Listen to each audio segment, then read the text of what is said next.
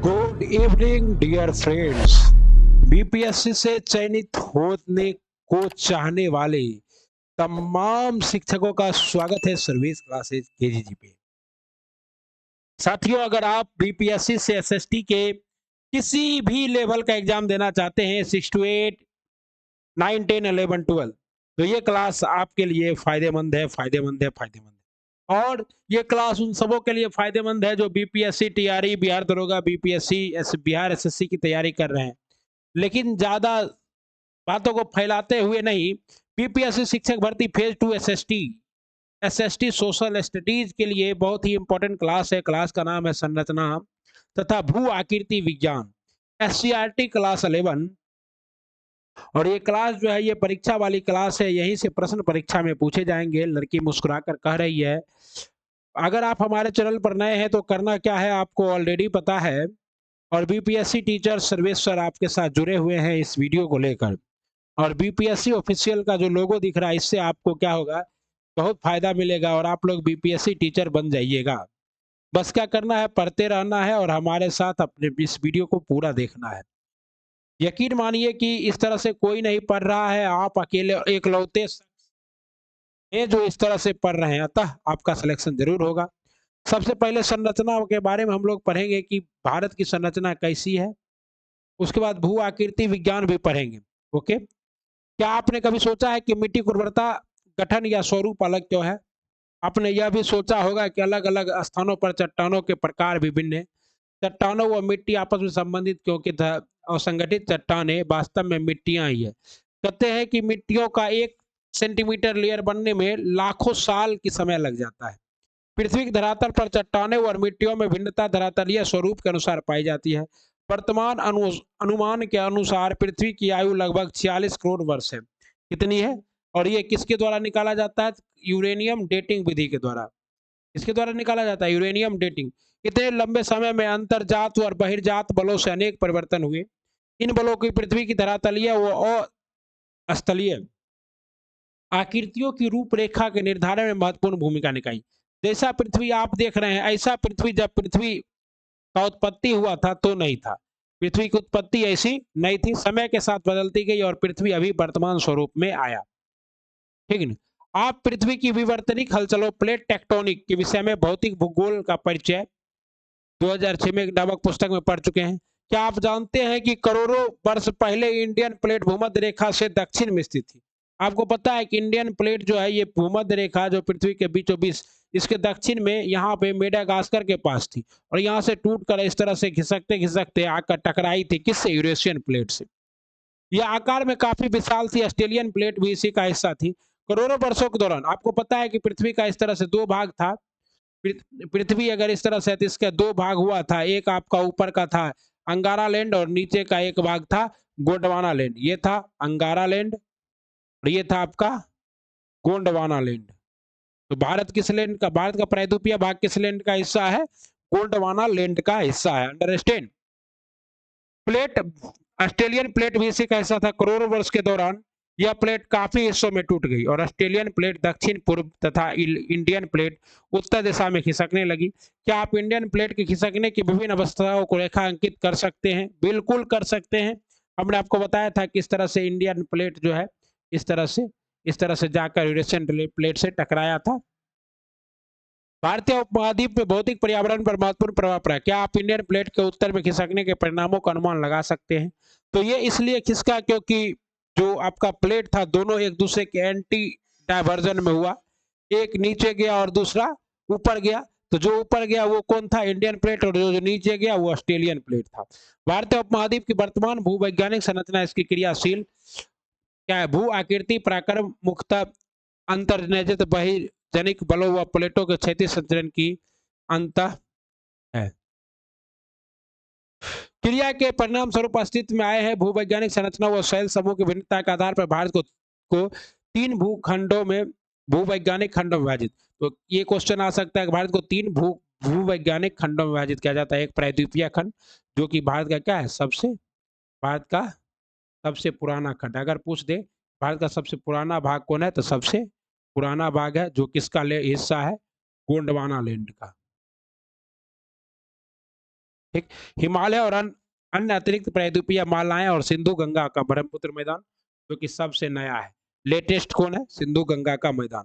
आइए हम लोग प्रायद्वीपीय खंड के बारे में पढ़ते हैं। प्रायद्वीपीय खंड की ऊपरी सीमा कटी छटी है, इस तरह से आप लोग जानते हैं। प्रायद्वीपीय खंड की ऊपरी सीमा कच्छ से आरंभ होकर अरावली पहाड़ियों के पश्चिम से गुजरती हुई दिल्ली तक और फिर यमुना व गंगा नदी के समांतर राजमहल की पहाड़ी व गंगा डेल्टा तक जाती है। इसके अतिरिक्त उत्तर पूर्व में कार्बी एंगलोंग व मेघालय के पठार। तो ये क्वेश्चन है कि पूछेगा आपको कार्बी एंगलोंग का पठार कहाँ पाया जाता है? तो उत्तर पूर्व में पाया जाता है। वो मेघालय का पठार पश्चिम में राजस्थान विषय खंड खींचता है। आपको पता है कि कार्बी एंगलोंग और मेघालय का पठार जो है ये प्रायद्वीपीय भारत का भाग है, प्रायद्वीपीय भारत का। ये क्वेश्चन मोस्ट इंपॉर्टेंट क्वेश्चन है, आप लोग इसको क्या कर सकते हैं? VVI लगा सकते हैं, डबल स्टार क्वेश्चन है। क्यों? क्योंकि जो भारत है, भारत का ये जो मेघालय का भाग है ये मालदा गैप के द्वारा अलग है और अभी ऐसा लगता है कि ये नॉर्थ ईस्ट का पार्ट है, लेकिन एक्चुअली में ये क्या है? आपका गोंडवाना लैंड का पार्ट है, ठीक है ना। मेघालय का पठार था पश्चिम में राजस्थान विषयखंड का। पश्चिम बंगाल में मालदा भ्रंश उत्तर पूर्वी भाग में, अभी मैप के द्वारा हम लोग सब क्लियर करेंगे। उत्तर पूर्वी भाग में स्थित मेघालय व कार्बी एंगलोंग पठार को छोटा नागपुर पठार से अलग करती है। राजस्थान में यह प्रायद्वीपीय खंड मरुस्थल में। प्रायद्वीपीय मुख्यतः प्राचीन नाइस व ग्रेनाइट से बना होता है। किससे? नीस या ग्रेनाइट से बना होता है। कैम्ब्रियन कल्प, किस कल्प में बना है? कैम्ब्रियन कल्प में यह भूखंड एक कठोर खंड के रूप में खड़ा है। अब्बास स्वरूप पश्चिमी तट समुद्र में डूबा होने किससे कुछ हिस्से विवर्तनिक क्रियाओं में परिवर्तित होने के उपरांत इस भूखंड के वास्तविक आधार पर प्रभाव पड़ता है। इंडो ऑस्ट्रेलियन प्लेट का हिस्सा होने के कारण यह ऊर्ध्वाधर हलचलों को भ्रंश घाटियों से युक्त है। और आपको पता है कि इसमें जो है भूकंप आते रहता है। अभी कुछ दिन पहले ही दिल्ली में और क्या है नेपाल में भूकंप के झटके आए थे। नर्मदा ताप्ती महानदी, आपको पता है कि नर्मदा और ताप्ती दो ऐसी नदियां हैं जो भ्रंश घाटी से बहती है, अरब सागर में गिरती है। क्वेश्चन कराते जाएंगे। महानदी भी क्या होती है? एक ही जगह से निकलती है, सिहावा पहाड़ी से मध्य प्रदेश और छत्तीसगढ़ की सीमा पर, और ये बंगाल की खाड़ी में गिरती है। रिफ्ट घाटियां से सतपुरा ब्लॉक पर्वत इसके उदाहरण है। प्रायद्वीपीय में मुख्यतः अवशिष्ट पहाड़ियां जैसे अरावली, अरावली कैसी पहाड़ियां? अवशिष्ट पहाड़ियां नल्ला मला, जावेदी, बेलकोंडा, ये सभी कहाँ है? पालकोंडा, ये सब आंध्र प्रदेश में। श्रेणी और महेंद्रगिरी जो कि उड़ीसा में अवस्थित है, पहाड़ियां आदि है। यहाँ की नदियां, नदी घाटियां उथली और उनकी प्रवणता कम होती है। भूगोल में प्रयोगात्मक कार्य एक, आपको क्या सब पुस्तक पढ़ना है? तो ये पुस्तक नामक पुस्तक अपने प्रणेता की गणना की विधि सीखी। क्या आप हिमालय के निकलने वाले प्रायद्वीपीय नदियों की प्रवणता ज्ञात करके उसकी तुलना कर सकते हैं? पूर्व की ओर बहने वाले अधिकांश नदियां बंगाल की खाड़ी में गिरने से पहले डेल्टा का निर्माण क्यों करती है? क्योंकि इस नदियों का क्या होता है? ऊपरी मार्ग जो है पूरा पहाड़ी इलाके में होता है, तो क्या करता है? अवसादों को लेकर चलता है। महानदी गोदावरी और कृष्णा निम्न निर्मित डेल्टा के उदाहरण है। हिमालय और अन्य अतिरिक्त प्रायद्वीपीय पर्वतमाला, आपको पता है हिमालय हम लोग पढ़ेंगे भारत में इस तरह से। हिमालय, हिमालय की 3 सर्वसामान्य श्रेणियां हैं, काराकोरम, लद्दाख और जास्कर, बृहद हिमालय, लघु हिमालय और मध्य हिमालय। ये सभी आपको अभी बताया जाएगा। कठोर एवं स्थिर प्रायद्वीपीय खंड के विपरीत हिमालय, हिमालय और अतिरिक्त प्रायद्वीपीय पर्वतमालाओं की भूवैज्ञानिक संरचना तरुण, दुर्बल और लचीले है। ये पर्वत वर्तमान समय में बहिर्जनित तथा अंतर्जनित बलों की अंतःक्रिया से प्रभावित है। इसके परिणाम स्वरूप इसमें वलन, भ्रंश और छेप बनते हैं। इन पर्वत की उत्पत्ति विवर्तनिक हलचलों से जुड़ी है। तेज बहाव वाली नदियों से पर्दित ये पर्वत अभी भी युवा अवस्था में है। गोर्ज, भी आकार की घाटियां, छिप्रिकाएं व जलप्रपात आदि इत्यादि इसके क्या है? परिणाम है। ओके साथियों। सिंधु गंगा का मैदान, जो कि भारत का क्या है? सबसे नया भूभाग है सिंधु गंगा का मैदान। भारत का द्वितीय, भारत का तृतीय भूवैज्ञानिक खंड सिंधु गंगा और ब्रह्मपुत्र नदियों का मैदान है। मूलतः यह एक भू अभिनीत गर्त है। भू अभिनीत गर्त का मतलब क्या है? ऊपर हिमालय बन गया इस तरह से और नीचे इस तरह से प्रायद्वीपीय, यहाँ पे गर्त का निर्माण था। इसी में क्या हुआ? नदियों के द्वारा अवसाद आकर जमा हुआ और भारत का एक फर्टाइल लैंड सिंधु गंगा का मैदान बनकर तैयार हो गया। ठीक ना। ये पाकिस्तान में भी फैला हुआ है। ओके। तीसरे चरण में लगभग 6.4 करोड़ वर्ष पहले हुआ। अब से इसे हिमालय और प्रायद्वीपीय से निकलने वाली नदियां अपने साथ लाए हुए अवसादों से पाट रही है। इन मैदानों में जलोढ़ और औसत गहराई 1000 से 2000 मीटर है। ये सभी जलोढ़ मिट्टी दो तरह की होती है, पुरानी जलोढ़ मिट्टी, नई जलोढ़ मिट्टी। पुरानी को क्या कहते हैं, वांगर, और नई को क्या कहते हैं, खादर। ठीक ना। ऊपर लिखित वृत्तांत से पता चलता है कि भारत के विभिन्न क्षेत्रों की भूवैज्ञानिक संरचना में महत्वपूर्ण अंतर है। इसके कारण दूसरे पक्ष जैसे धरातल और भू आकृति पर दूरगामी प्रभाव पड़ता है। भारतीय उपमहाद्वीप में भूवैज्ञानिक और भू आकृति प्रक्रियाओं का यहाँ की भू आकृति एवं उच्चावच पर महत्वपूर्ण प्रभाव पाया जाता है। आइए हम लोग पढ़ते हैं अब किसके बारे में, भू आकृति के बारे में। किसी स्थान की भू आकृति उसकी संरचना, प्रक्रिया और विकास की अवस्था का परिणाम है।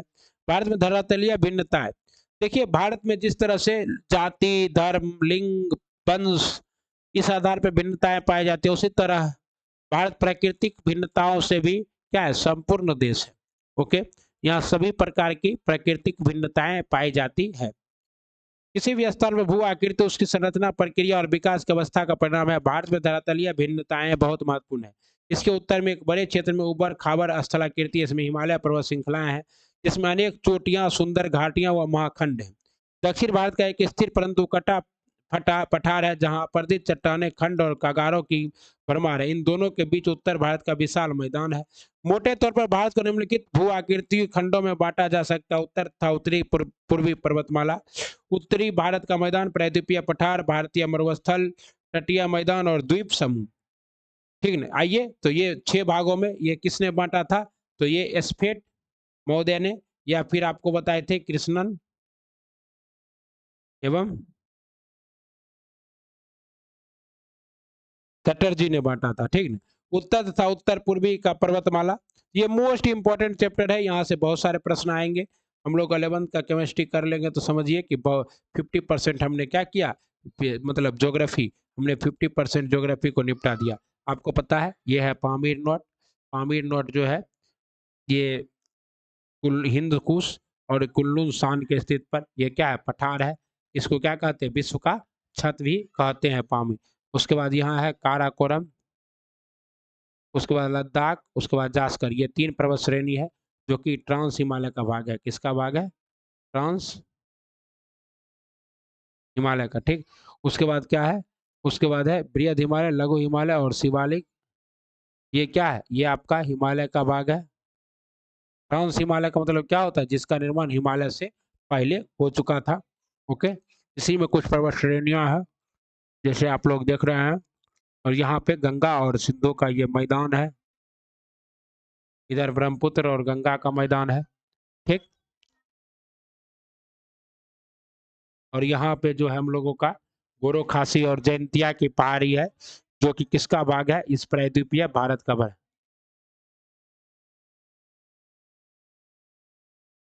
ठीक, आइए, और हमको पता है कि भारत का, दक्षिण भारत की सबसे ऊंची चोटी क्या है, अनायमुडी है। इसकी ऊंचाई कितनी है, 2695 मीटर है। ओके, उसके बाद यहाँ पे हम लोग महानदी देख रहे हैं, महानदी डेल्टा का निर्माण करती है, कृष्णा नदी डेल्टा का निर्माण करती है। ये उत्तरी सरकार तट है उड़ीसा के पास, और ये महेंद्रगिरी है जो कि क्या है, पूर्वी घाट की सबसे ऊंची चोटी है महेंद्रगिरी, 1501 मीटर। और पश्चिमी घाट की यहाँ पे आपको कलसुबाई दिख जाएगा, ये सतपुरा की श्रेणी है। सतपुरा की श्रेणी की सबसे ऊंची चोटी क्या है, धूपगढ़ है। उसके बाद महादेव पहाड़ियां है। ठीक, इस तरह से आप लोगों को सारा कुछ पढ़ने को मिल रहा है, तो इसको देखते रहिए।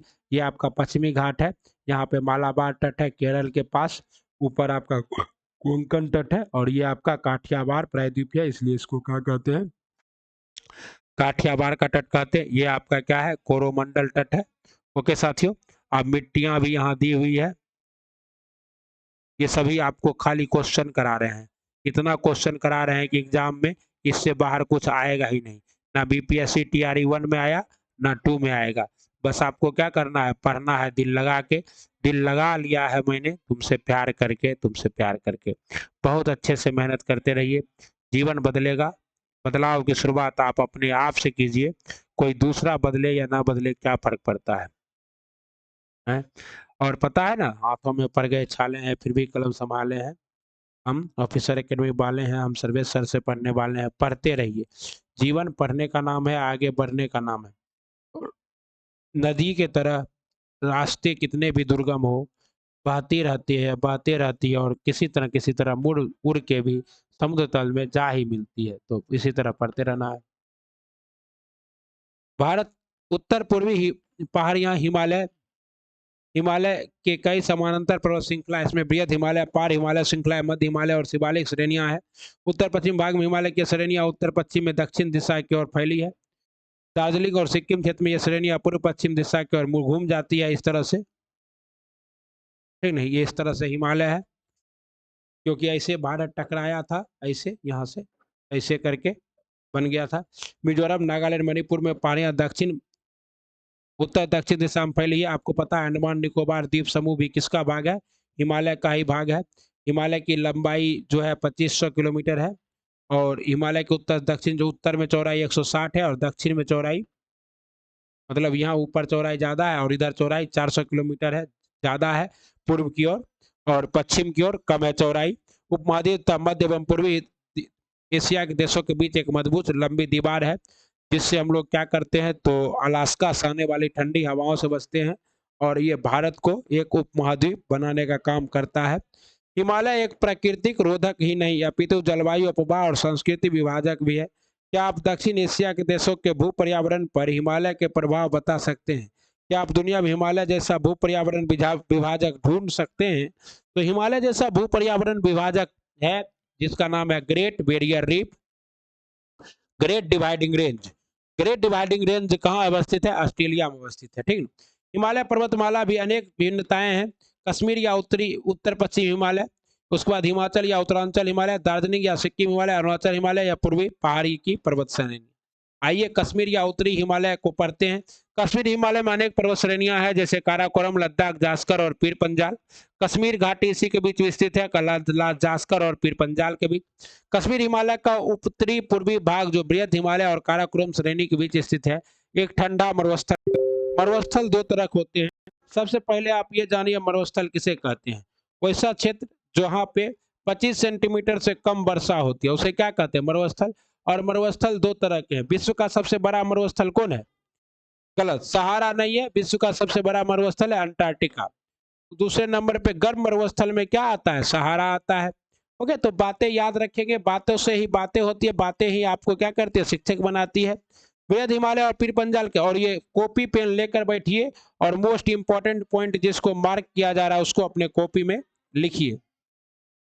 बृहद हिमालय और पीर पंजाल के बीच विश्व प्रसिद्ध कश्मीर घाटी और पीर पंजाल विश्व प्रसिद्ध कश्मीर घाटी और डल झील है। दक्षिण एशिया की महत्वपूर्ण हिमानी नदियां बाल्टोरो और सियाचिन इसी क्षेत्र में।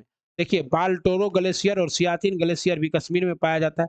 कश्मीर हिमालय करेबा, और इसी करेबा मिट्टी में किसकी खेती होती है साथियों? तो कैसर की खेती होती है। ओके, के लिए प्रसिद्ध, जहाँ जफरान की खेती होती है।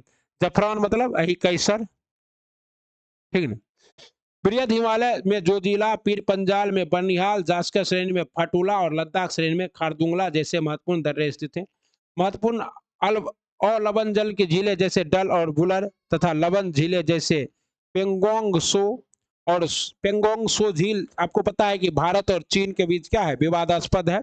पेबांग सो सुमरीरी भी इसी क्षेत्र में पाई जाती है।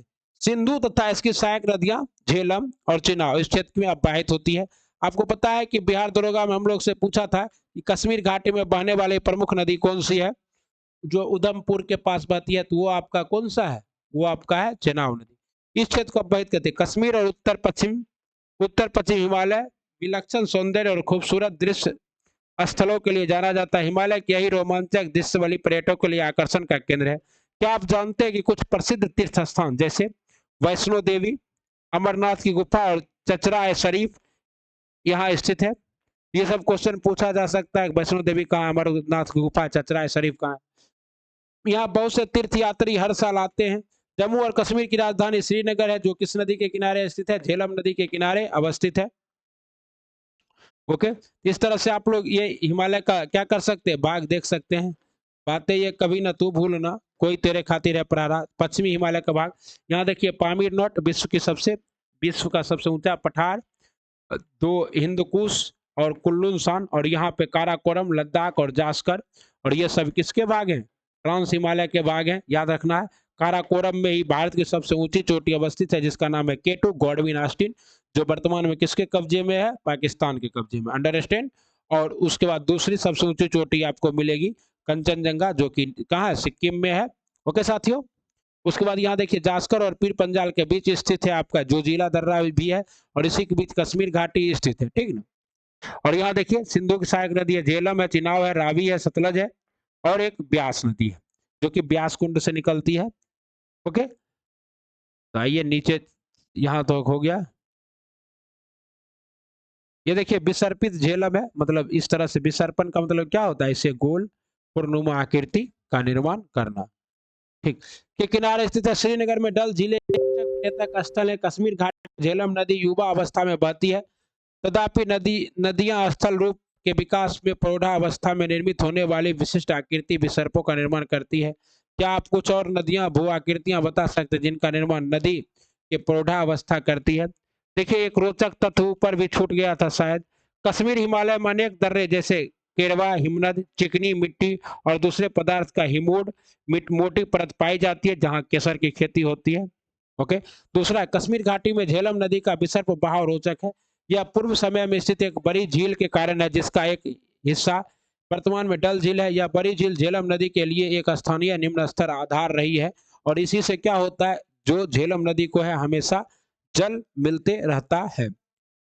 प्रदेश की दक्षिण भाग में अनुधैर्य, अनुधैर्य मतलब क्या होता है, लॉन्गिट्यूडनल घाटियां पाई जाती है, जिन्हें दून कहा जाता है, जिसमें आपका एक जम्मू दून है, एक पठानकोट दून है, और आपको पता है कि जो उत्तराखंड में जो उत्तरी भाग है वहां दून, और निचली भाग में द्वार, देहरादून, हरिद्वार, कोटद्वार, और ये पठानकोट दून, जम्मू दून, हिमाचल और उत्तराखंड हिमालय। अब ये नदियों के हिसाब से ये किसके बीच में होगा, कश्मीर हिमालय, जिसको आप लोग कश्मीर हिमालय को हम लोग लिख देते हैं, आपको कॉपी में नोट कर लेना है। ये सिंधु से लेकर सतलज तक होता है, ठीक ना। और इसी में आता है आपका क्या चीज, सिंधु से सतलज के बीच में ही आता है हिमाचल या उत्तराखंड हिमालय। ये उत्तराखंड हिमालय जो है अब सतलज से शारदा नदी के बीच, और इसका विभाजन कौन किया था, तो इसका विभाजन किया था सिडनी बुराड, ठीक है ना। हिमालय का यह हिस्सा पश्चिम में रावी नदी और पूर्व में काली घाघरा नदी के बीच स्थित है। यह भारत की दो मुख्य नदी तंत्रों सिंधु और गंगा द्वारा प्रवाहित होती है। इस प्रदेश में अंदर बहने वाली नदियां रावी, ब्यास और सतलज सिंधु की सहायक नदियां हैं, और यमुना और घाघरा गंगा की सहायक नदियां हैं। ओके, देखिए नदियां इस तरह से, सिंधु गंगा का मैदान, शिवालिक का बाह्य हिमालय, इस तरह से आते हैं, कुल्लून की ढाल है, तिब्बत का पठार है, उसके बाद कैलाश श्रेणी है, उसके बाद लद्दाख श्रेणी, बृहद हिमालय, मध्य हिमालय और शिवालिक, और इस तरह से लास्ट में भारत में क्या है, सिंधु गंगा का मैदान है। अंडरस्टैंड, आपको बातें समझ में आ रही है? कोई समस्या हो तो आप लोग कमेंट बॉक्स में जरूर लिखिए, और पढ़ते रहिए, खुद से भी पढ़िए। जरूरी नहीं है कि आप हमारे चैनल पर जुड़े वीडियो देखें तभी। एनसीईआरटी और एससीईआरटी खुद से अध्ययन करना है ताकि परीक्षा में बेहतर हो सके। हिमाचल हिमालय का सुदूर उत्तरी भाग लद्दाख के ठंडे मरुस्थल का विस्तार है, और लाहौल एवं स्फीति जिले के स्थित उपमंडल है।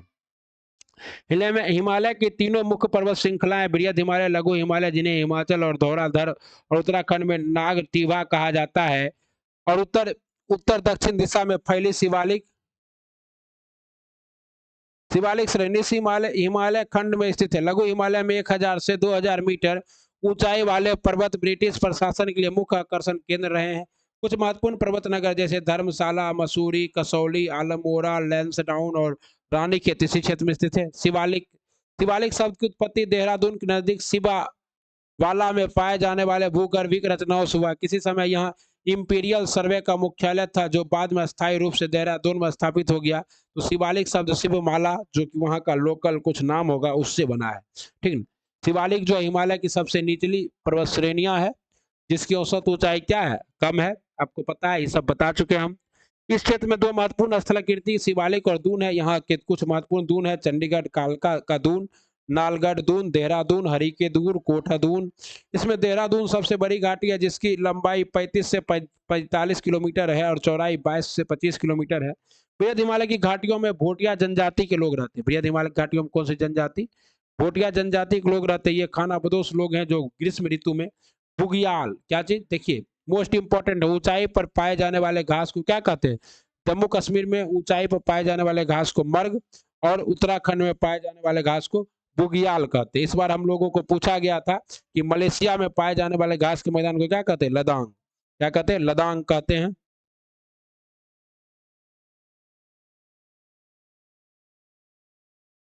ठीक, तो अब हम लोग क्या करेंगे, उसी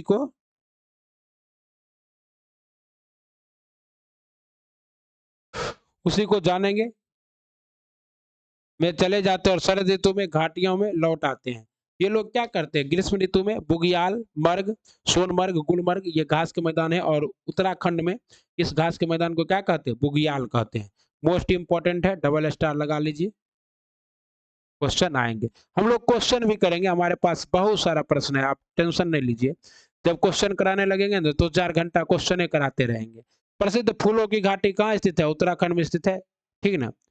इसी पर्वतीय क्षेत्र में स्थित है। गंगोत्री, यमुनोत्री, केदारनाथ, बद्रीनाथ, रहीमकुंड साहिब इसी इलाके में स्थित है।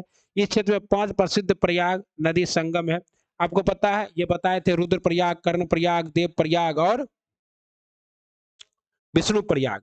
ये सभी प्रयाग आपको बताया गया है। नदी वाले में फिर बताया जाएगा, आप लोग उसको अच्छे से याद कर लीजिएगा। प्रयाग से एक प्रश्न परीक्षा में रहते हैं। इसका विवरण इस पुस्तक अध्याय 3 में दिया गया है। तो देखिए अध्याय 3 में हम लोग करेंगे जल्द ही। क्या आप अन्य प्रयागों के नाम बता सकते हैं? तो प्रयागराज, दार्जिलिंग और सिक्किम हिमालय। दार्जिलिंग और सिक्किम हिमालय को ही हम लोग जो है क्या कर सकते हैं? तो नेपाल हिमालय, इसको सीधा शॉर्ट में अगर कहिएगा। ये किसके बीच स्थित है? शारदा नदी से लेकर किसके बीच? शारदा नदी से लेकर तिस्ता नदी के बीच स्थित है, ठीक है ना साथियों। इसके इसके पश्चिम में नेपाल और पूर्व में भूटान हिमालय है। ये एक छोटा परंतु हिमालय का बहुत महत्वपूर्ण भाग। यहाँ तेज बहाव वाली तिस्ता नदी बहती है और कंचनजंगा जैसी ऊंची चोटियां, जो कंचनजंगा भारत की सबसे ऊंची चोटी है। ऊंचाई कितनी है? 86 तो 95 मीटर है। ओके, इस पर्वत के ऊंचे शिखरों पर लेप्चा जनजाति, तो सिक्किम में कौन सी जनजाति रहती है? लेप्चा जनजाति। दक्षिण भाग में विशेषकर दार्जिलिंग में मिश्रित जनसंख्या, जिसमें नेपाली, बंगाली और मध्य भारत की जनजातियां शामिल पाई जाती है। यहाँ की प्राकृतिक दशाओं जैसे मध्यम ढाल, गहरी व जीवाश्म युक्त मिट्टी, संपूर्ण वर्ष वर्षा का होना और मंद शीत ऋतु का फायदा उठाकर अंग्रेजों ने यहाँ चाय के बागान लगाए। अभी आपको पता है दार्जिलिंग का टी क्या है? फेमस है। और सबसे पहले जो जीआई टैग मिला था, जोग्राफिकल आइडेंटिटी टैग, जो 10 सालों के लिए दिया जाता है, वो किसे मिला था? तो वो दार्जिलिंग के चाय को। हिमालय के क्षेत्र के भिन्न है, क्योंकि यहाँ द्वार स्थलाकृतियां पाई जाती है, जिसका उपयोग चाय बागान लगाने के लिए किया जाता है। सिक्किम और दार्जिलिंग हिमालय अपने रमणीय सौंदर्य, वनस्पति जात और प्राणी जात और आर्किड के लिए क्या होता है? जाना जाता है। ओके,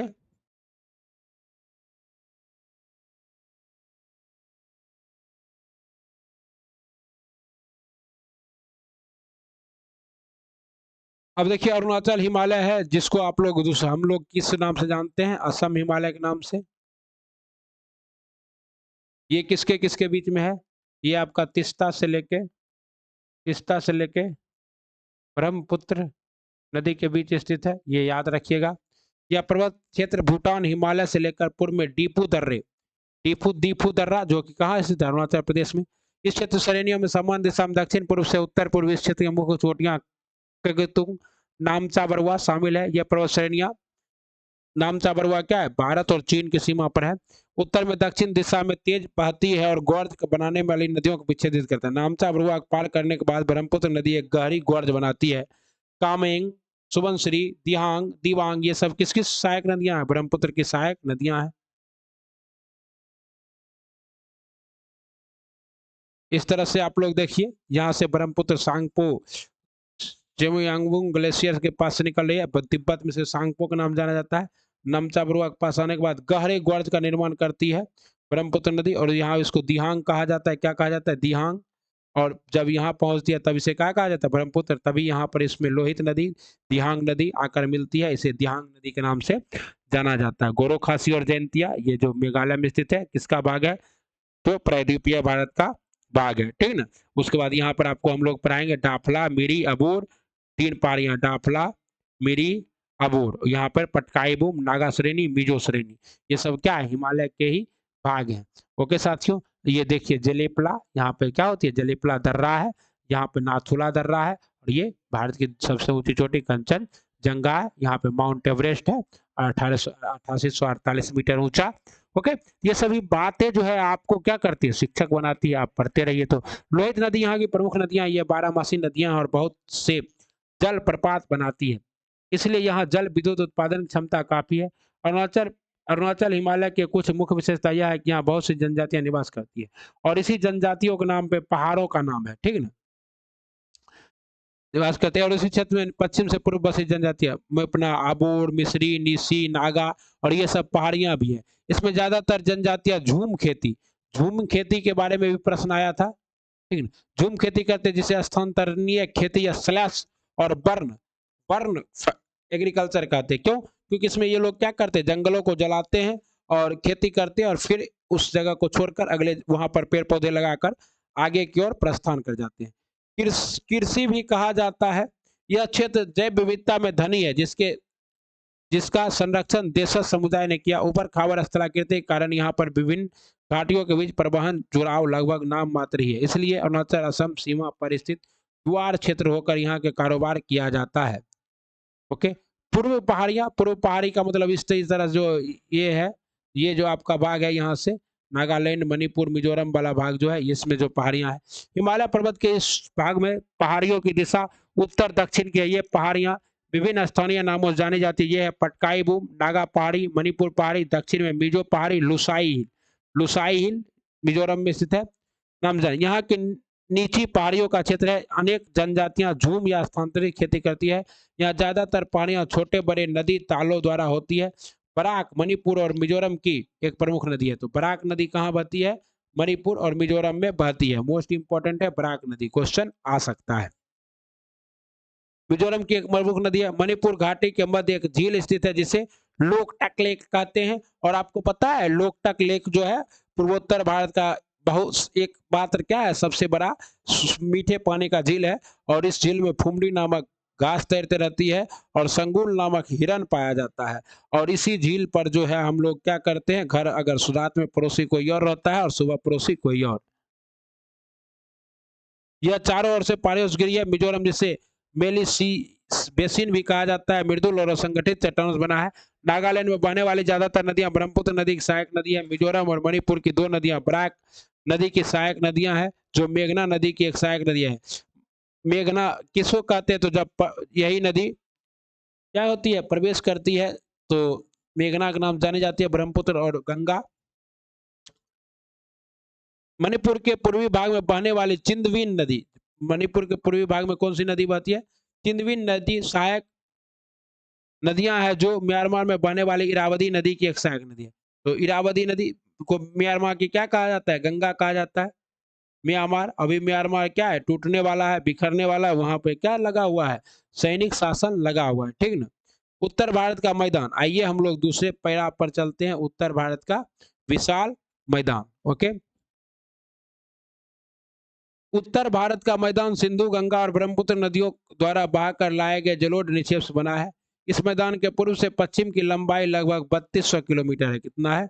3200 किलोमीटर है। इसकी औसत चौड़ाई 150 से 300 किलोमीटर है। जलोढ़ निक्षेप की अधिकतम गहराई 1000 से 2000 मीटर तक है। ठीक, ये इंपॉर्टेंट है, आप लोग चौड़ाई याद रखिएगा। इसमें 4-5 भाग होते हैं, भाबर, तराई, जलोढ़ मैदान। आगे दो भागों में बांटा जाता है, खादर और बांगर। भाबर क्षेत्र, सबसे पहले नदियां जहां से निकलती है, उसके बाद किस क्षेत्र में प्रवेश करती है? भाबर क्षेत्र में। भाबर क्षेत्र किसको कहते हैं? तो जहां बड़े बड़े गोलाश्म पाए जाते हैं, जैसे उत्तराखंड वाला देखे होंगे। उसके बाद तराई का भाग, दलदली मिट्टी, यहाँ पर छोटी मोटी नदियां क्या होती है, गायब भी हो जाती है। और उसके बाद आता है बांगर, और उसके बाद खादर, और उसके बाद लास्ट में क्या आता है? डेल्टा। ठीक, भाबर 8-10 किलोमीटर चौड़ाई की पतली है, जो शिवालिक गिरिपाद के समांतर फैली हुई है, जिसके परिणाम स्वरूप हिमालय पर्वत श्रेणी से बाहर निकलने वाली नदियां यहाँ जल भार जैसे बड़े शैल और गोलाश्म जमा कर देती है, और कभी कभी स्वयं इसी में लुप्त हो जाती है। भाबर के दक्षिण में तराई क्षेत्र है, जिसकी चौड़ाई 10 से 20 किलोमीटर है। भाबर क्षेत्र में लुप्त नदियां इस प्रदेश में धरातल पर निकलकर प्रकट होती है, और क्योंकि इनकी निश्चित वाहिकाएं नहीं होती है, यह क्षेत्र अनूप बन जाता है, जिसे तराई कहा जाता है। यह क्षेत्र प्राकृतिक वनस्पति से ढका रहता है और विभिन्न प्रकार के वन प्राणियों का घर है। तराई से दक्षिण में मैदान है, जो पुराने और नए जलोढ़ से बने होने के कारण बांगर और खादर क्या कहलाते हैं? आपको पता है पुराने जलोढ़ मिट्टी को बांगर, नए जलोढ़ मिट्टी को क्या कहते हैं? खादर कहते हैं। इस मैदान में नदी की प्रौढ़ावस्था में बनने वाली अपर्दनीय और निक्षेपण स्थलाकृतियां जैसे बालू रोधी का विसर्प, गोकुर झील आपको पता है ना, इस तरह से नदियां विसर्प कर गई और यहाँ से, तो जैसे कि आपका क्या है, कांवरताल झील है बिहार के बेगूसराय का, कैसा झील है? गोकुर झील है। गुफित नदियां होती है, ब्रह्मपुत्र नदी घाटी का मैदान नदियों द्वारा और बालू रोधिकाओं की उपस्थिति के लिए जाना जाता है। यहाँ ज्यादातर क्षेत्र में समय समय पर बाढ़ आती रहती है और नदियां अपना रास्ता बदलकर गुफित बहायें। उत्तर भारत के मैदान में बहने वाली विशाल नदियां अपने मुहाने पर विश्व के सबसे बड़े डेल्टा का निर्माण करती है, जिसमें एक विश्व का सबसे बड़ा डेल्टा है नदियों द्वारा बना सुंदरवन डेल्टा। सुंदरवन डेल्टा क्यों कहते हैं? क्योंकि यहाँ सुंदरी नामक क्या पाया जाता है? वृक्ष पाया जाता है। सामान्य तौर पर यह एक सपाट मैदान है जिसकी समुद्र तल से औसत ऊंचाई 50 से 100 मीटर है। हरियाणा और दिल्ली राज्य सिंधु और गंगा नदी तंत्र के बीच जल विभाजक है। ब्रह्मपुत्र नदी अपनी घाटी में उत्तर पूर्व से दक्षिण पश्चिम दिशा में बहती है, परंतु बांग्लादेश में प्रवेश करने से पहले धुबरी के समीप यह नदी दक्षिण की ओर 90 डिग्री मुड़ जाती है। ये मैदान उपजाऊ जलोढ़ मिट्टी से बने हैं। यहाँ कई प्रकार की फसलें जैसे गेहूं, चावल, गन्ना, जूट उगाया जाता है। यह जनसंख्या घनत्व सर्वाधिक है। प्रायद्वीपीय पठार, आइए तीसरा भाग प्रायद्वीपीय पठार की ओर चलते हैं। नदियों के मैदान में 150 मीटर ऊंचाई पर ऊपर उठता हुआ प्रायद्वीपीय पठार 3 कोने आकार वाला कटा फटा भूखंड है, जिसकी ऊंचाई 600 से लेकर 900 मीटर है। उत्तर पश्चिम में दिल्ली, कटक, अरावली विस्तार, पूर्व में राजमहल पहाड़ियां, पश्चिम में गिर पहाड़ियां और दक्षिण में इलायची कार्डेमम पहाड़ियां प्रायद्वीपीय पठार की सीमाएं निर्धारित करते हैं। उत्तर पूर्व में शिलोंग तथा कार्बी एंगलोंग पठार भी इसी भूखंड का विस्तार है। प्रायद्वीपीय भारत अनेक पठारों से मिलकर बना है, जैसे हजारीबाग का पठार, पलायू का पठार, रांची का पठार, मालवा का पठार, कोयम्बटूर का पठार और कर्नाटक का पठार। और कर्नाटक के पठार पे ही ना मूवी बना है KGF। यस भाई, यह भारत के प्राचीनतम और स्थिर भूभागों में से एक है। समान तौर पर प्रायद्वीप और स्थिर भूभागों में एक है। समान तौर पर प्रायद्वीप की ऊंचाई पश्चिम से पूर्व को कम होती चली जाती है, जिसका प्रमाण यहाँ की नदियों के बहाव की दिशा में भी मिलता है। प्रायद्वीपीय पठार की कुछ नदियों के नाम बताएं जो बंगाल की खाड़ी और अरब सागर में गिरती है। कुछ स्थलाकृति के नाम भी बताएं जो पूर्व की ओर प्रवाहित नदियों से संबंधित है, परंतु पश्चिम दिशा में बहने वाली नदियों से संबंधित नहीं है। इस क्षेत्र का मुख्य प्राकृतिक स्थलाकृति में टॉर ब्लॉक पर्वत, भ्रंश घाट, यहाँ पर्वत, स्कंद, नग्न चट्टान संरचना, टेकरी, पहाड़ी श्रृंखलाएं और क्वार्टरजाइट भित्तियां शामिल है, जो प्राकृतिक जल संग्रह के स्थल है।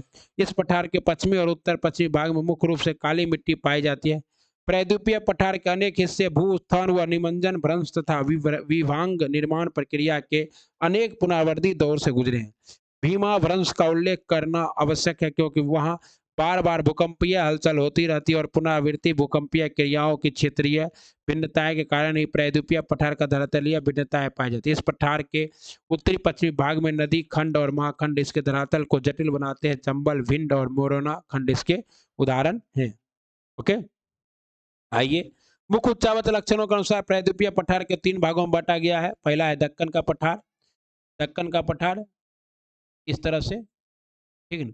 उसके बाद मध्य भाग मालवा का पठार, बुंदेलखंड और उत्तर पूर्वी भाग का पठार, यहाँ हजारीबाग का पठार और किसका पठार? तो आपका छोटा नागपुर का पठार। ओके, पता है इसके पश्चिम में समुद्र घाट, पश्चिमी घाट, पूर्व में पूर्वी घाट और उत्तर में सतपुरा, मैकाल और महादेव पहाड़ियां हैं। पश्चिमी घाट को स्थानीय तौर पर अनेक नाम दिए गए हैं। महाराष्ट्र में से सह्याद्री कहा जाता है। कर्नाटक, तमिलनाडु, नीलगिरी, केरल मन्नामलाई और इलायची कार्डेमम पहाड़ियां।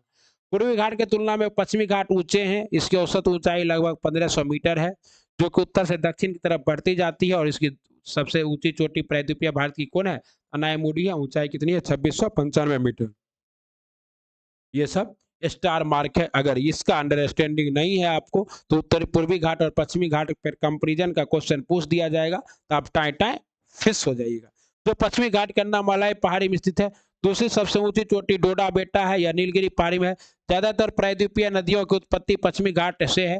पूर्वी घाट अवतरित नहीं, और महानदी गोदावरी, कृष्णा और कावेरी नदियों द्वारा अपरदित है। यहाँ की कुछ मुख्य श्रेणियां जावादी पहाड़ियां, पालकोंडा श्रेणी, नल्लामाला पहाड़ियां और महेंद्रगिरी है। ओके, और ये सब क्या है? पूर्वी घाट की है। और पूर्वी घाट उतना ऊंचा नहीं है, छोटा है और कटा छटा है। कटा छटा क्यों कटा छटा है? क्योंकि पूर्वी घाट में बहुत सारी बड़ी नदियां, महानदी गोदावरी, कृष्णा और कावेरी और ये जो पश्चिमी घाट है, इस तरह से अगर मान लीजिए आपको हम दिखाएं, यहाँ जो है ये ब्लॉक पर्वत है, जबकि ये एक भ्रंश पर्वत का उदाहरण है। कौन सा? पूर्वी घाट एक भ्रंश अवशिष्ट पर्वत का उदाहरण हो गया है, जबकि पश्चिमी घाट जो है ये कंप्लीट अभी भी ब्लॉक पर्वत का उदाहरण है। कगार नुमा आकृति यहाँ पर पाई जाती है। Understand this is very important video for your. पूर्वी और पश्चिमी घाट नीलगिरी पहाड़ी वापस मध्य और उच्च भूभाग। पश्चिम में अरावली पर्वत इसकी सीमा बनाते हैं। इसके दक्षिण में सतपुरा पर्वत उच्चिष्ट पठार की श्रेणियां बनी है। इसकी समुद्र तल से ऊंचाई 600 से 900 मीटर है। ये दक्कन पठार की उत्तरी सीमा बनाते हैं। ये अवशिष्ट पर्वतों के उत्कृष्ट उदाहरण है, जो कि काफी हद तक अपर्दित है और इसकी श्रृंखलाएं टूटी हुई है। प्रायद्वीपीय पठार के इस भाग का विस्तार जैसलमेर तक है, जहां यह अनुदैर्य रेत के डब्बों और चापाकार रेतीले डब्बों से ढके है। अपने भूगर्भीय इतिहास में यह क्षेत्र कायांतरित प्रक्रियाओं से गुजर चुका है और कायांतरित चट्टानों जैसे संगमरमर, स्लेट और नाइस की उपस्थिति के का प्रमाण है। समुद्र तल से मध्य उच्च भूभाग की ऊंचाई 700 से 1000 मीटर के बीच है और उत्तर तथा उत्तर पूर्व दिशा में इसकी ऊंचाई कम होती चली जाती है। यमुना की अधिकतर सहायक नदियां विंध्याचल और कैमूर श्रेणियों से निकलती है। ओके, विंध्याचल और कैमूर श्रेणियों से निकलती है। बनास, चंबल, जो कि क्या है, यमुना की सहायक नदी है। चंबल, बनास एकमात्र मुख्य सहायक नदी है जो पश्चिम अरावली से निकलती है। ओके, चंबल नदी के किनारे एक प्रसिद्ध शहर स्थित है, नाम क्या है? कोटा। मध्य उच्च भूभाग के पूर्वी विस्तार राजमहल की पहाड़ी तक है, जिसके दक्षिण में स्थित छोटा नागपुर का पठार खनिज पदार्थों का क्या है? भंडार है। उत्तर पूर्व पठार, आइए हम लोग जानते हैं उत्तर पूर्व पठार के बारे में। वास्तव में यह प्रायद्वीपीय पठार का ही एक विस्तारित भाग है। यह माना जाता है कि हिमालय उत्पत्ति के समय इंडियन प्लेट के उत्तर पूर्व दिशा में खिसकने के कारण राजमहल पहाड़ी और मेघालय के पठार के बीच भ्रंश घाटी बनने से यह अलग हो गया। बाद में यह नदी द्वारा जमा किए गए जलोढ़ द्वारा पाट दिया गया। आज मेघालय और कार्बी एंगलोंग का पठार इसी कारण से मुख्य प्रायद्वीपीय पठार से अलग है। इसमें आवास करने वाली जनजातियों के नाम पर यह पठार 3 भागों में गोरो, खासी और जैंतिया, ये तीनों क्या है? और गोरो जाति में तो क्या होता है? लड़कियों की यहाँ विवाह करके लड़का जाता है, मतलब पत्नी पर क्या है?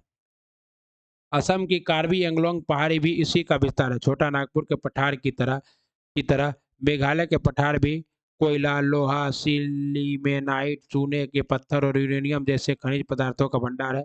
इस क्षेत्र में अधिकतर वर्षा दक्षिण पश्चिम मानसून से होती है। परिणाम स्वरूप मेघालय का पठार एक अति अपर्दित भूतल है। चेरापूंजी नग्न चट्टानों से ढका स्थल है। ओके, सबसे ज्यादा वर्षा पहले कहाँ होता था? चेरापूंजी में। अभी कहाँ होता है? मासिन राम में।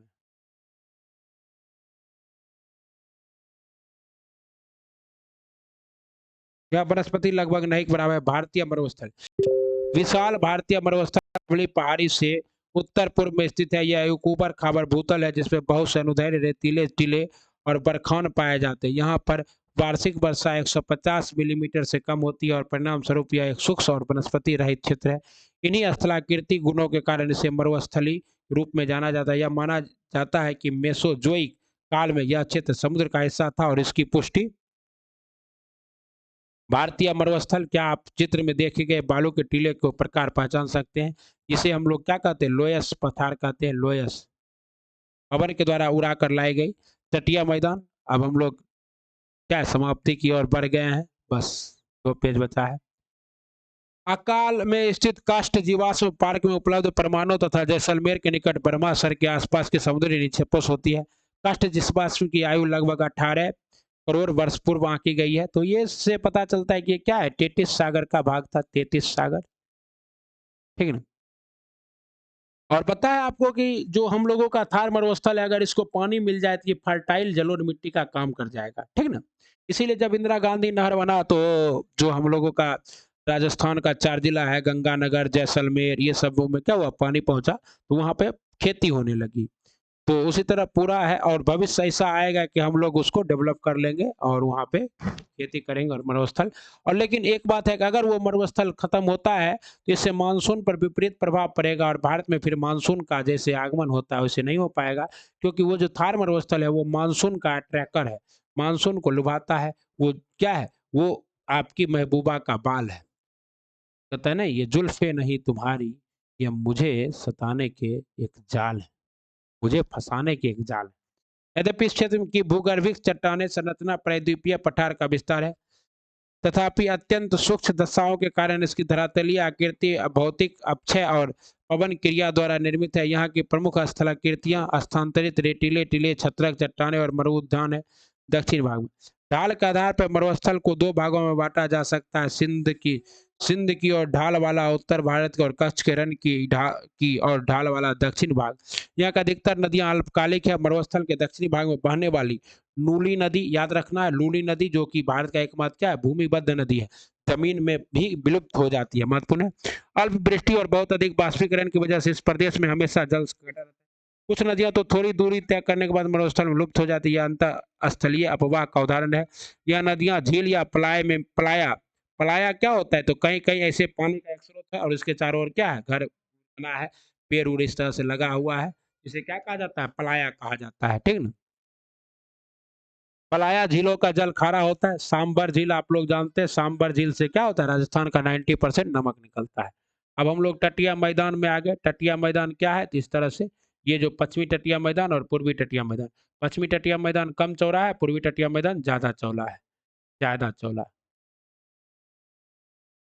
आप पहले ही पढ़ चुके हैं कि भारत की तटरेखा बहुत लंबी है।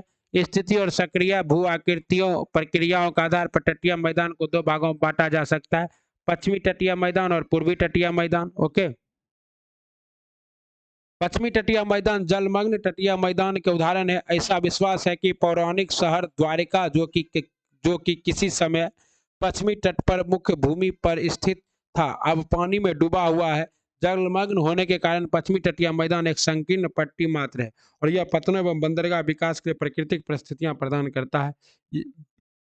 यहाँ स्थित प्राकृतिक बंदरगाहों में कांडला गुजरात में, मझगांव गोवा, जवाहरलाल नेहरू नावासोबा मारमा गोवा, ये कहाँ है, ये आपका मझगांव, और ये दोनों मुंबई में है, सॉरी, और ये मारमा गोवा कहाँ है, गोवा में है। मैंगलोर कोचिन शामिल है। उत्तर में गुजरात तट से दक्षिण में केरल तट तक फैले पश्चिमी तटीय मैदान को निम्नलिखित भागों में विभाजित किया जा सकता है। गुजरात या कच्छ और काठियावाड़ तट, महाराष्ट्र का कोंकण तट और गोवा तट, कर्नाटक तथा केरल के क्रमशः मालाबार तट। पश्चिमी तटीय मैदान मध्य में संकीर्ण है परंतु उत्तर और दक्षिण में छोटे हो जाते हैं। इस तटीय मैदान में बहने वाली नदियां डेल्टा नहीं बनाती है। मालाबार तट की विशेष स्थलाकृति कयाल, क्या चीज, कयाल जिसे मछली पकड़ने और स्थानीय नौकायान के लिए प्रयोग किया जाता है और पर्यटकों के लिए कयाल क्या है, एक तरह का नाव है। मालाबार तट से विशेष आकृति कयाल, जिसे एक कयाल, यहाँ की झील को भी क्या कहते हैं, झील, सॉरी झील को कहते हैं, यहाँ की झील को क्या कहते हैं, कयाल कहते हैं। यह पर्यटकों के लिए विशेष आकर केरल में हर प्रसिद्ध वर्ष नेहरू ट्रॉफी वालकाली जो कि नौका दौड़ है, जो कि किस झील में, बेम्बनाथ झील में आयोजित की जाती है, जो भारत की सबसे क्या है, लंबी आयोजन पुनमदा कयाल में किया जाता है, पुन्नामदा कयाल में किया जाता है। पश्चिमी तटीय मैदान की तुलना में पूर्वी तटीय मैदान चौड़ा है। उभरे हुए तट के उदाहरण है, पूर्व की ओर बहने वाली बंगाल की खाड़ी में गिरने वाली नदियां यहाँ लंबे चौड़े डेल्टा बनाती है। इससे महानदी, गोदावरी, कृष्णा और कावेरी डेल्टा शामिल है। उभरा तट होने के कारण यहाँ पतन और पोताशय कम पाए जाते हैं। 26 दिसंबर 2004 को अंडमान और निकोबार द्वीप पर प्राकृतिक आपदा ने कहर ढाया जिसका नाम था सुनामी। क्या आप इस आपदा का नाम बता सकते, सुनामी है, और इससे प्रभावित बाकी क्षेत्र, तो इंडोनेशिया सबसे ज्यादा प्रभावित हुआ था। प्रायद्वीपीय शेल्फी की चौड़ाई 500 किलोमीटर है जिसके कारण यहाँ पत्तनों और पोताशय का विकास मुश्किल है। पूर्वी तट के कुछ पत्तनों के नाम बताइए। विशाखापट्टनम का पतन, उड़ीसा का पतन, ये सभी क्या है, पूर्वी तट, जैसे कि पूर्वी तट पे तूतीकोरिन है, चेन्नई है। आइए द्वीप समूह लास्ट है। भारत के दो प्रमुख द्वीप समूह हैं, एक बंगाल की खाड़ी और दूसरा अरब सागर। बंगाल की खाड़ी के द्वीप समूह में 572 द्वीप हैं। ये द्वीप 6 डिग्री से 14 डिग्री उत्तर में और 92 डिग्री पूर्व से 94 डिग्री पूर्व में स्थित है। रीच द्वीप समूह और लहरीबद्ध द्वीप यहाँ के दो प्रमुख द्वीप हैं। बंगाल की खाड़ी द्वीपों की दो श्रेणियों में बांटा जा सकता है, उत्तर में अंडमान और दक्षिण में निकोबार। ओके, ये द्वीप समूह में जलमग्न पर्वतों का हिस्सा है। कुछ छोटे द्वीपों की उत्पत्ति ज्वालामुखी से भी हुई है। बैरन आइलैंड जो कि भारत का क्या है, एकमात्र ज्वालामुखी आइलैंड है। नामक भारत का एकमात्र जीवंत ज्वालामुखी निकोबार द्वीप समूह में स्थित है। यह द्वीप असंगठित कंकड़ पत्थरों और गोलाश्म से बना हुआ है। ओके, इसी द्वीप की मुख्य पर्वत चोटियां हैं। उत्तरी अंडमान में 738 मीटर ऊंचा है माउंट डियावेली। मध्य अंडमान में है 515 मीटर ऊंचा माउंट कैवी। दक्षिणी में इस द्वीप समूह की प्रमुख चोटी कौन है? सेंट्रल पीक है, जो कि उत्तरी अंडमान में है। ऊंचाई कितनी है? 738 मीटर। सबसे ऊंची चोटी कौन है? सेंट्रल पीक, जिसकी ऊंचाई कितनी है? 738। कहाँ स्थित है? तो ये उत्तरी अंडमान में स्थित है। कौन? Central peak. ओके, याद रखना है साथियों, प्यारे दोस्तों। ओके, और माउंट थूगलियर और ये सभी शामिल है। कहता है पश्चिमी तट के साथ कुछ प्रवाह निक्षेप तथा खूबसूरत पुलिन यहाँ स्थित द्वीपों पर संवहनीय वर्षा होती है और भूमध्य रेखीय प्रकार की वनस्पति होती है। अरब सागर के द्वीपों में लक्षद्वीप और मिनिकॉय शामिल है। ये द्वीप 80 डिग्री उत्तर से लेकर 12 डिग्री उत्तर और 71 डिग्री पूर्व से लेकर 74 डिग्री पूर्व के बीच बिखरे हुए हैं। ये केरल तट से 280 किलोमीटर से लेकर 480 किलोमीटर दूर स्थित है। पूरा द्वीप समूह प्रवाल निक्षेप से बना है। यहाँ 36 द्वीप हैं और इसमें 11 पर मानव आवास है। मिनिकॉय सबसे बड़ा द्वीप है, जिसका क्षेत्रफल कितना है? 453 वर्ग किलोमीटर है। पूरे द्वीप समूह 11 डिग्री चैनल द्वारा दो भागों में अलग किया जाता है। उत्तर में अमीनी द्वीप और दक्षिण में कोनेरो द्वीप इसी द्वीप समूह के तूफान निर्मित पुलिन है। जिस प्रकार अबुद्ध पुटिकाएं शिलोंग कुरस में। आइए कुछ प्रश्न नीचे दिए। करेवा भू आकृति कहाँ पाई जाती है? तो करेवा भू आकृति हिमालय में। निम्नलिखित में से किस राज्य में लोकटक झील है? तो लोकटक झील कहाँ है? मणिपुर में है। अंडमान और निकोबार कौन से क्षेत्र में है? तो अंडमान और निकोबार को कौन सा जल क्षेत्र अलग करता है? अंडमान और निकोबार को 10 डिग्री चैनल अलग करता है। डोडा बेटा चोटी किसकी है? तो डोडा बेटा चोटी जो है नीलगिरी पहाड़ी की ऊंची चोटी है। बाकी आपको 30 शब्द में उत्तर लिखना है। चलिए, उम्मीद करते हैं ये जो चैप्टर था बहुत ही इंटरेस्टिंग चैप्टर था। इसमें बहुत कुछ सीखने को मिला। संरचना था भू आकृति, SCERT क्लास 11 परीक्षा वाली क्लास थी। उम्मीद करता हूँ कि आप यहाँ से बहुत कुछ सीखे होंगे और सीख कर क्या करेंगे? अपने ज्ञान का उत्थान करेंगे और परीक्षा में अपने आपको क्या करेंगे?